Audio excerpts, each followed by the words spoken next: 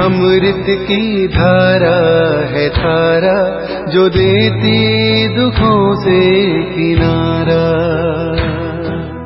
मुरली अमृत की धारा है धारा जो देती दुखों से किनारा। भूले जीवन में हो जाए शिव बाबा मुरली में समझाए।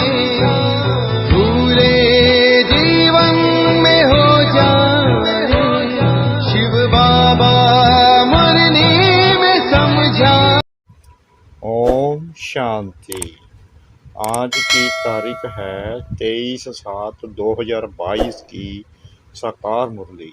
बाबा के महावाक्य। मीठे बच्चे, बारिश बनना है तो सदा खबरदारी रखो कि कोई भी काम श्रीमत के विरुद्ध ना हो।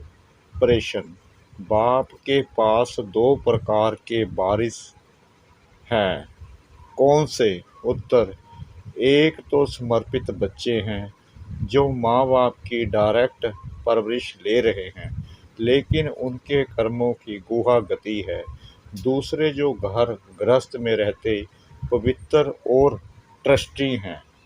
उन्हें संपूर्ण ट्रस्टी बनने में मेहनत जरूर लगती है, लेकिन अगर पूरे ट्रस्टी बन जाए, सबसे ममत्व निकल जाए तो पूरे वर्षे के अधिकारी बन सकते हैं।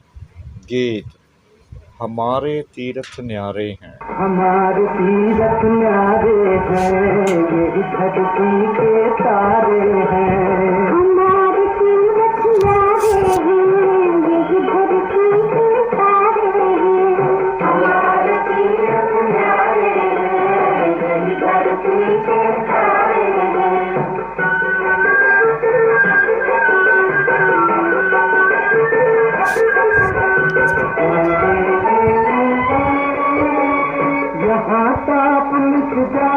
ओम शांति। मीठे मीठे बच्चों ने गीत सुना जिसका अर्थ भी नंबरवार पुरुषार्थ अनुसार बच्चों ने जाना समझा। फिर भी बाबा विस्तार से समझाते हैं।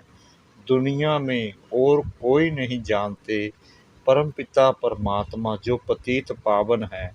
उनकी महिमा बहुत है, परंतु उनकी महिमा को कोई यथार्थ रीति से जानते नहीं। वह तो और ही सर्वव्यापी कह देते हैं, फिर गायन भी करते हैं। पतित पावन वह तो जरूर एक होगा ना, जो सबको आकर पावन बनाते हैं, इसलिए उनको सर्वव्यापी कह नहीं सकते, जबकि उनको कहते हैं पतित पावन आओ। यह किसकी बुद्धि में नहीं आता। भारत पावन था, अभी पतित है। तुम पावन दुनिया के मालिक थे, अभी पतित दुनिया में हो। जानते हो, हमको बाबा फिर से पावन दुनिया का मालिक बनाते हैं। जो मालिक बनाने वाले थे वही आए हुए हैं। यह है तुम्हारी चैतन्य यात्रा, जिसके यादगार फिर भक्ति मार्ग में वह यात्रा चली आती है। तुम बच्चे जानते हो कि अभी वहीं पूज्य देवी देवता जो पुजारी बने थे वहीं ब्राह्मण बने हैं, फिर सो देवता बनेंगे। बाप ही बैठ कर्म अकर्म विकर्म की गुहा गति समझाते हैं। भविष्य नई दुनिया में तुम्हारे कर्म अकर्म होंगे, यथा राजा रानी तथा प्रजा। बाकी सब शांति धाम में थे। यह तो बड़ी सहज बात है कि भारत सुखधाम था। संपूर्ण निर्विकारी थे, जिन्हों का देवी देवता नाम मशहूर है, दूसरा कोई नाम नहीं लेते हैं। लक्ष्मी नारायण सूर्यवंशी, फिर राम सीता चंद्रवंशी थे, फिर उन्हों की डायनेस्टी कहाँ जाता है। इतनी और किसकी डायनेस्टी नहीं चलती है। क्रिश्चियन की भी थोड़ा समय चलती है, पहले बादशाही नहीं होती है। आधा समय के बाद जब प्रजा वृद्धि को पाती है तब राजाई चलती है। एडवर्ड जॉर्ज आदि फिरते रहते हैं थोड़े थोड़े टाइम में फिर बदलते जाते हैं। यह एक ही डायनेस्टी है जो 1250 वर्ष चलती है। इसमें बदली सदली नहीं होती है। सूर्यवंशी चंद्रवंशी डायनेस्टी वालों का ही नाम चलता है।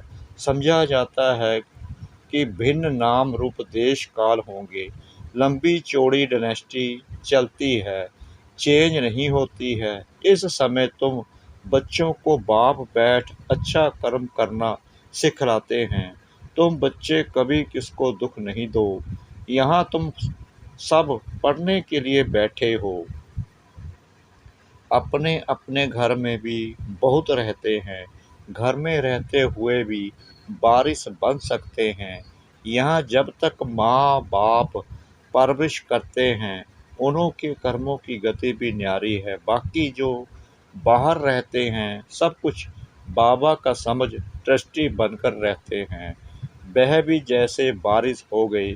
हाँ, डिफ़िकल्टी ज़रूर होती है।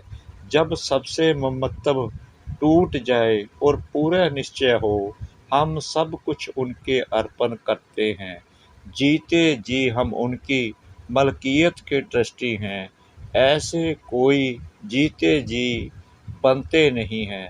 जब मरने का समय होता है तब ट्रस्टी बनाकर जाते हैं। यहाँ सरेंडर करते हैं। बाबा कहते हैं बच्चे ट्रस्टी होकर रहो। यह तो भक्ति मार्ग में भी कहते आए हो। भगवान ने सब कुछ दिया है। अभी बाप कहते हैं बच्चे यहाँ तुम सम्मुख बैठे हो। अब देह सहित जो भी तुम्हारा है उनसे ममत्व निकालना है।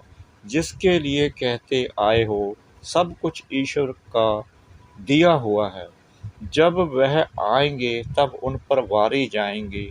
उनके हवाले सब कुछ कर देंगे। यहाँ तो इनको जायदाद आदि बनानी नहीं है। यह कोई लेने वाला नहीं है, देने वाला है। कहते हैं ट्रस्टी बन पूछते रहना है, क्योंकि भूल चूक कभी भी हो सकती है। पक्का ट्रस्टी होने में टाइम तो लगता है। बाबा जानते हैं टाइम लगेगा। ट्रस्टी होने से ही वारिस बनते हैं। यहाँ रहने वाले भी ट्रस्टी बनते हैं। बाबा कहते हैं मैं रिटर्न में वैकुंठ की बादशाही देता हूँ। तुम्हें दूसरा जन्म अमरलोक में लेना है। ट्रस्टी होकर फिर खबरदार भी रहना है। अक्सर करके गरीब ही निमित्त बनते हैं। ऊंच पद पाने वारिस बनते हैं। कोई फिर पिछाड़ी में चंद्रवंशी में जाकर मालिक बनेंगे। तब तक बड़ों के आगे सर्विस करते रहेंगे। अब भी कई ऐसे हैं जो कभी उन्नति को नहीं पाते हैं। फिर समझा जाता है उनकी तकदीर में शायद कुछ नहीं है। सर्विस करते करते पिछाड़ी में कुछ पद पा लेंगे। सो भी रहेंगे तो निकल गए तो प्रजा में भी कम से कम पद पाएंगे। बहुत हैं जो बोने हैं, वृद्धि को पाते ही नहीं हैं, कुछ समझते ही नहीं हैं। कर्म विकर्म की गति बाप ही समझाते हैं। यहाँ कुछ भी अच्छे कर्म नहीं करते तो विकर्म वृद्धि को पाते जाते हैं। तुम भी कहेंगे यह तो ड्रामा का पार्ट हुआ ना। यह भी चाहिए जरूर। जो राजाई के अंदर रहते नौकरी आदि करते रहेंगे, नौकर फिर उन्नति को पाते पिछाड़ी में राजाई पाएंगे। ईश्वर के पास रहते हुए ऐसे कर्म करते हैं तो फिर सजाएं भी बहुत खाते हैं, पद भी नीच मिलता है। इसलिए समझाया जाता है ऐसे ऐसे विकर्म नहीं करो, नहीं तो वृद्धि को पाते रहेंगे। सर्विस कुछ करते नहीं, खाते रहते हैं, पढ़ते भी नहीं। यह कर्मों की गुहा गति देखो कैसी है। बाप ऐसे कर्म सिखलाते हैं जो स्वर्ग की रजाई पा सके। श्रीमत पर ऐसा कर्म करना है। आसुरी कर्म भी देखते हो कितने गरीब फिर पापी अजामिल जैसे बन जाते हैं। यहाँ भी ऐसे बनते हैं। कोई तो बादशाह बनते, फिर कोई दास दासी, वन पिछाड़ी में कुछ पद पा लेते हैं। ऐसे भी हैं बाप अच्छी तरह जानते हैं, यहाँ रहते भी अच्छा कर्म नहीं करते हैं तो नशा भी नहीं रहता है। कर्मों की गति बाप बैठ समझाते हैं। बाप कहते हैं मैं हूँ ही गरीब निवाज, मुझे गरीबों के पाई पाई से स्थापना करनी है। मैं साहूकार निवाज तो नहीं हूँ।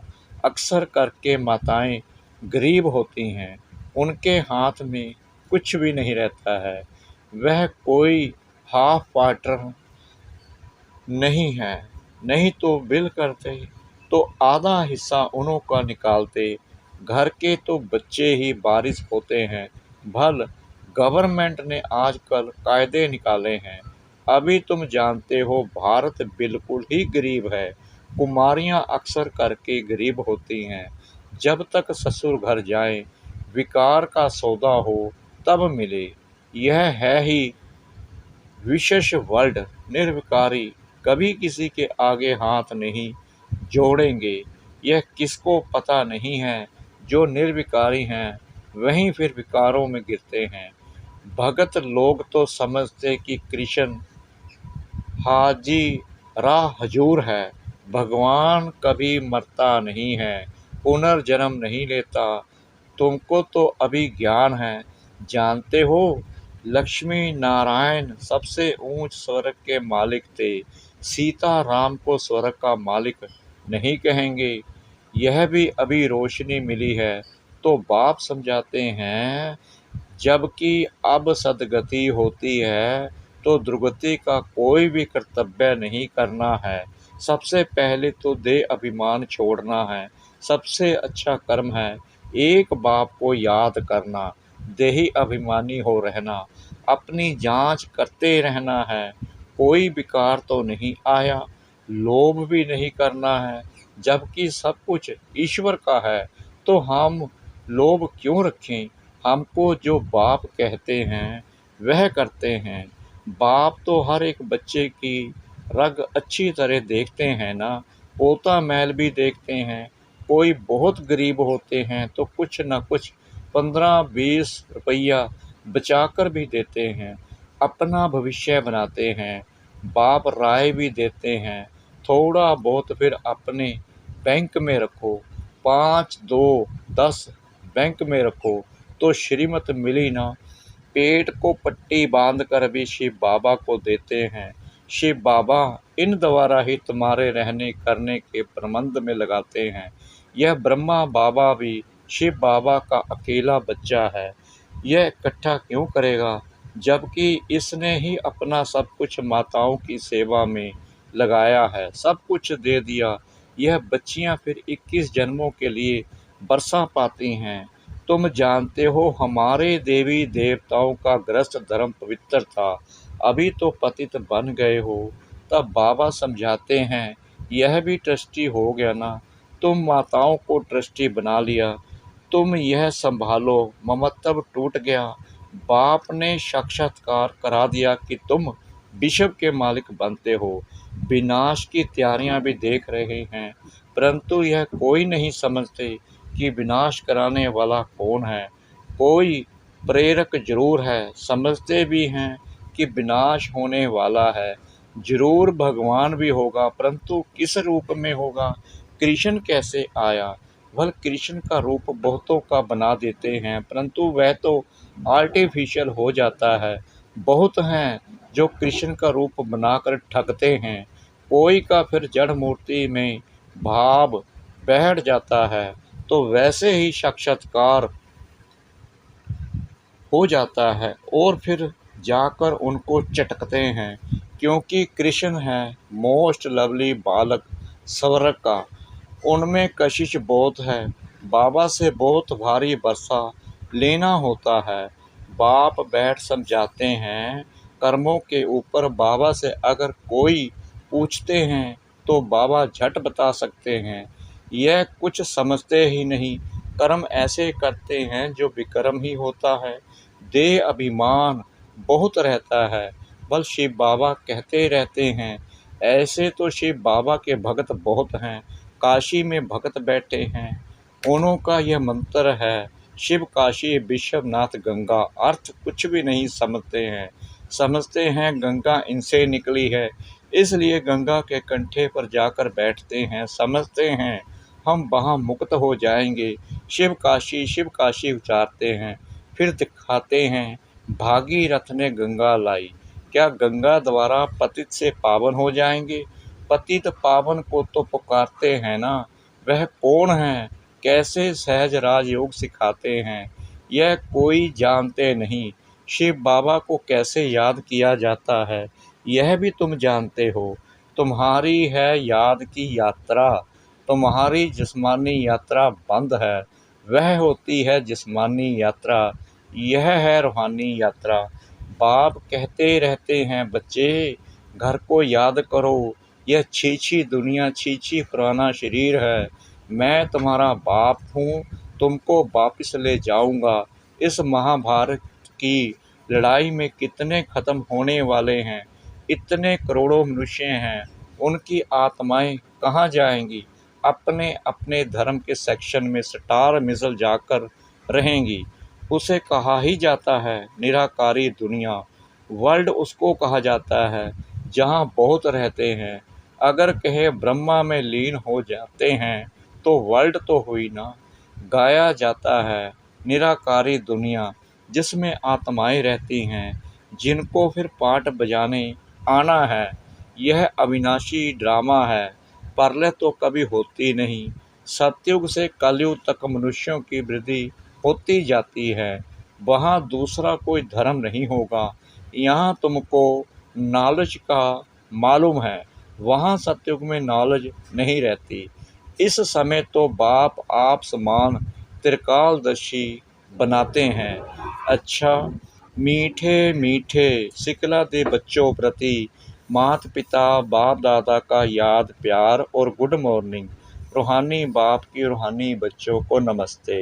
हम रूहानी बच्चों की रूहानी बाप दादा को श्रद्धा भरी प्रेम भरी नमस्ते। शुक्रिया बाबा, शुक्रिया बाबा, शुक्रिया बाबा, इस मीठी मीठी मीठी मुरली के लिए। धारणा के लिए मुख्य सार नंबर 1, जीते जी देश सहित सबसे ममत्व निकाल ट्रस्टी बनकर रहना है। श्रेष्ठ कर्म करने हैं, कभी भी किसी को दुख नहीं देना है। नंबर 2, किसी भी चीज़ में लोभ नहीं रखना है। रोज़ अपना पोता मैल देखना है कि मेरे में कोई विकार तो नहीं है। देह अभिमान छोड़ एक बाप को याद करने का श्रेष्ठ कर्म करना है। वरदान, अपने क्षमा स्वरूप द्वारा शिक्षा देने वाले मास्टर क्षमा के सागर भव। यदि कोई आत्मा आपकी स्थिति को हिलाने की कोशिश करे, अकल्याण की वृत्ति रखे, उसे भी आप अपने कल्याण की वृत्ति से परिवर्तन करो या क्षमा करो। परिवर्तन नहीं कर सकते हो तो मास्टर क्षमा के सागर बन क्षमा करो। आपकी क्षमा उस आत्मा के लिए शिक्षा हो जाएगी। आजकल शिक्षा देने से कोई समझता कोई नहीं, लेकिन क्षमा करना अर्थात शुभ भावना की दुआएं देना, सहयोग देना। स्लोगन, स्वयं को और सर्व को प्रिय वही लगते हैं जो सदा खुशहाल रहते हैं। स्वयं को और सर्व को प्रिय वही लगते हैं जो सदा खुशहाल रहते हैं। ओम शांति।